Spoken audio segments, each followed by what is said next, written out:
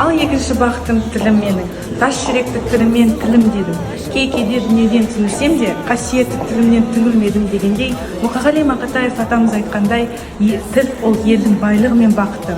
Қазақстан Республикасында 130 этнос өкілдері тұрады, және де олардың бәрі қазақ тілінде еркін сөйлеп, оны сүйеді. Ал енді олардан сұрап көрейік, қазақ тілін не үшін таңдайтынын? Мен қазақ тілін жақсы көремін, өйткені ол өте әдемі естіледі. Мен қазақ тілін жақсы көремін, өйткені оны меңгеру оңай. Қазақ тілі өте бай тіл. Ол ұлттың тарихы мен әдет-ғұрпын көрсетеді. Сондықтан мен қазақ тілінде сөйлегенді ұнатамын.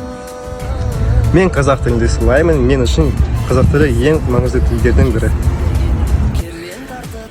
Қазақ тілі ұлы Абайдың қара сөздері.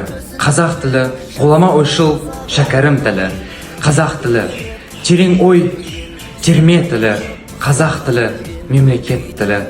Қазақ тілі ұлтаралық қатынас тілі. Қазақ тілі менің тілім.